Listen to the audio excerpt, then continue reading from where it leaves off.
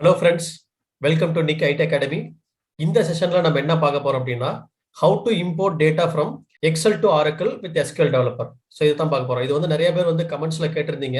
இந்த மாதிரி ஒரு டேட்டா வந்து எனக்கு வந்து எக்ஸல் ஷீட்ல இருக்கு. அதை எப்படி வந்து நான் வந்து ஒரு ஆரக்கிள் டேபிளுக்கு எடுத்துட்டு போறது, அதே மாதிரி ஆரக்கிள் டேபிள்ல டேட்டா இருக்கு, அதை எப்படி நான் வந்து ஒரு எக்ஸல் ஷீட்டுக்கு எப்படி எக்ஸ்போர்ட் பண்றது, அதை பத்தி சொல்லுங்க அப்படின்னு சொல்லியிருந்தீங்க.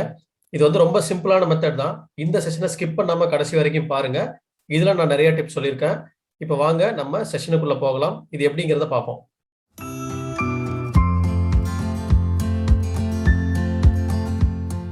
நான் இந்த ஸ்டெப்ஸ் எல்லாமே வந்து நான் வந்து டிஸ்கிரிப்ஷன்ல கொடுத்துருக்கேன். இப்போ பாத்தீங்க அப்படின்னா இந்த மாதிரி ஒரு டேபிள் எடுத்துக்கிறேன். இந்த மாதிரி ஒரு டேட்டா இருக்கு, ஒரு எம்ப்ளாயி டேபிள்.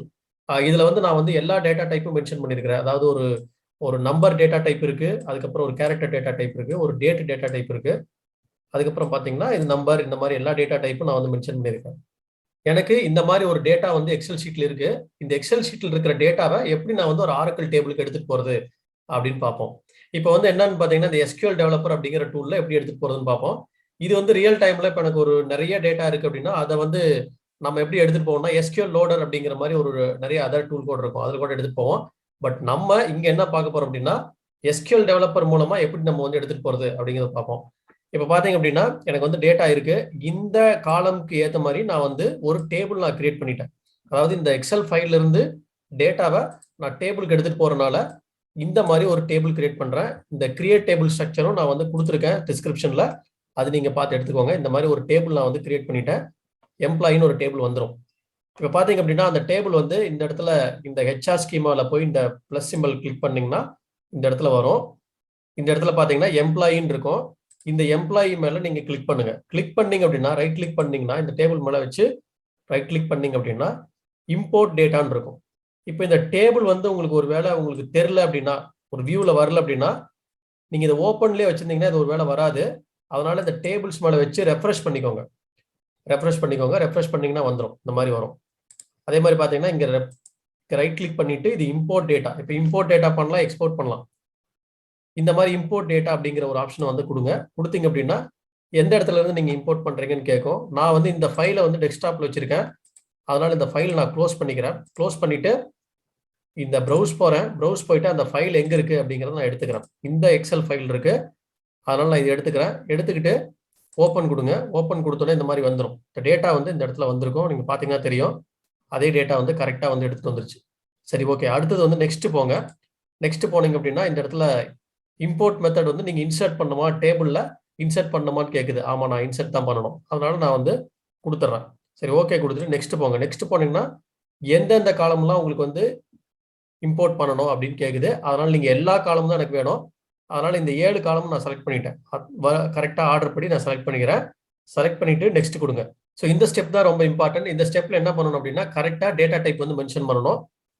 இப்போ எம்ப்ளாயி ஐடி வந்து பாத்தீங்கன்னா நம்பர் அப்படின்னு ஆட்டோமேட்டிக்கா அதுவே எடுத்துக்கிச்சு. பாத்தீங்கன்னா இங்க இருக்கு.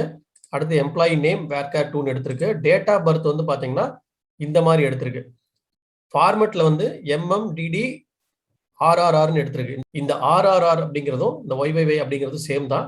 இந்த ஃபார்மெட் கரெக்டா எடுத்துருச்சு. நீங்க பாருங்க, கரெக்டா வந்து டேட்டா வந்து இங்க வந்துருச்சு. இதுக்கப்புறம் என்ன பண்றீங்க அப்படின்னா அடுத்த காலம் போங்க. ஒவ்வொரு காலமா அது வேலிடேட் பண்ணதுக்கு அப்புறம் உங்களுக்கு வந்து போல்டு கலர் வரும். ஸோ வந்துருச்சுன்னா கரெக்டா இருக்குன்னு அர்த்தம். நெக்ஸ்ட் போங்க. எல்லாமே கரெக்டா வந்துருச்சு. எல்லாமே போல்டு கலர்ல வருது. இங்க எங்க நம்ம வந்து இஷ்யூ ஃபேஸ் பண்ணுவோம் அப்படின்னா நம்ம வந்து இந்த டேட் காலம்ல தான் வந்து ரொம்ப இஷ்யூஸ் ஃபேஸ் பண்ணுவோம். ஏன் அப்படின்னா இது பாருங்க, இது நம்ம கரெக்டா டேட்டா இருந்தனால கரெக்டா எடுத்துக்கிச்சு. இப்போ வந்து சப்போஸ் அதுல வந்து டேட்டா வந்து DD MM YYY ஃபார்மெட்ல இருக்குன்னா நம்ம இங்க ஃபார்மெட்டை வந்து மென்ஷன் பண்ணணும். எந்த ஃபார்மெட்ல இருக்கோ அந்த ஃபார்மெட்டை வந்து நம்ம இங்க மென்ஷன் பண்ணணும்.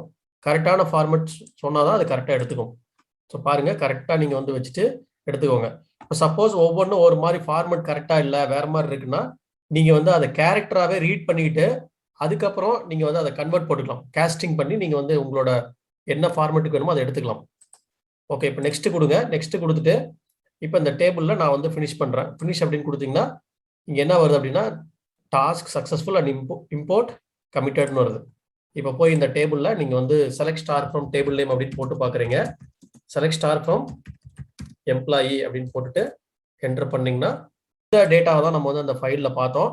இது வந்து இம்போர்ட் ஆயிடுச்சு. அதே டேட்டா வந்து இங்க இருக்கும். சப்போஸ் இதுலயே பாத்தீங்க அப்படின்னா எனக்கு வந்து டேட்டா வந்து டேபிள்ல இம்போர்ட் பண்ண வேண்டாம், எனக்கு வந்து இன்சர்ட் ஸ்கிரிப்ட் வந்து ரெடி பண்ணணும். இந்த டேட்டா வச்சு எனக்கு ஒரு இன்சர்ட் ஸ்கிரிப்ட் வந்து ரெடி பண்ணணும். நீங்க வந்து ரியல் டைம்லயே பாத்தீங்கன்னா ஒரு டேட்டா வந்து இந்த மாதிரி இருக்கும்.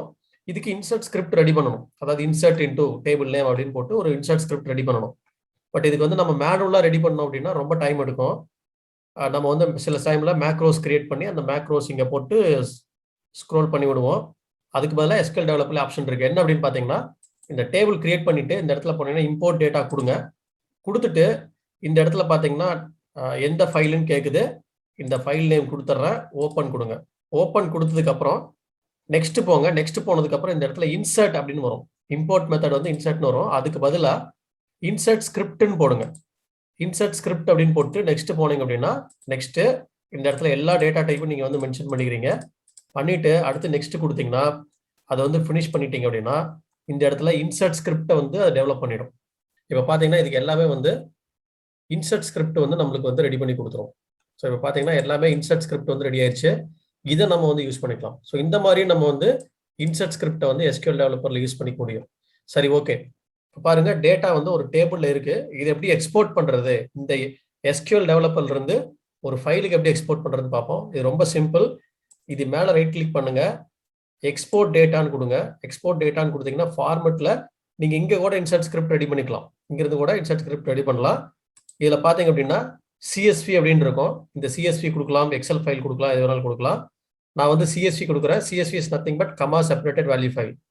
இதுல வந்து எந்த இடத்துல ஃபைல் கிரியேட் பண்ணணும்னு சொல்லுது. நான் வந்து டெஸ்க்டாப்லயே கிரியேட் பண்ணிக்கிறேன். எம்ப்ளாயி அண்டர்ஸ்கோர் எக்ஸ்போர்ட் அப்படின்னு போடுறேன். எக்ஸ்போர்ட் டேட்டா அப்படிங்கறதுனால எக்ஸ்போர்ட்னு போட்டு dot CSV comma separated value file அப்படின்னு போட்டுட்டு சேவ் கொடுத்துட்றேன்.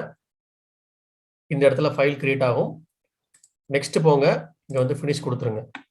ஃபினிஷ் கொடுத்துட்டு இங்க வந்து பாத்தீங்க அப்படின்னா ஒரு ஃபைல் வந்து கிரியேட் ஆயிருக்கும். இந்த ஃபைல் நீங்க ஓபன் பண்ணி பாத்தீங்கன்னா ஒரு கமா செப்பரேட்டட் வேல்யூ ஃபைல்ல டேட்டா வந்து ஜெனரேட் ஆயிடுச்சு. ஸோ இந்த மாதிரி நம்ம வந்து எக்ஸ்போர்ட் பண்ணிக்கலாம். அதாவது ஒரு SQL டெவலப்பர்ல இருந்து ஆரக்கிள் டேபிள்ல இருந்து எப்படி வெளியில் எடுக்கிறது, அதே மாதிரி ஆரக்கிள் டேபிளுக்கு எப்படி இம்போர்ட் பண்றதுன்னு பார்த்தோம்.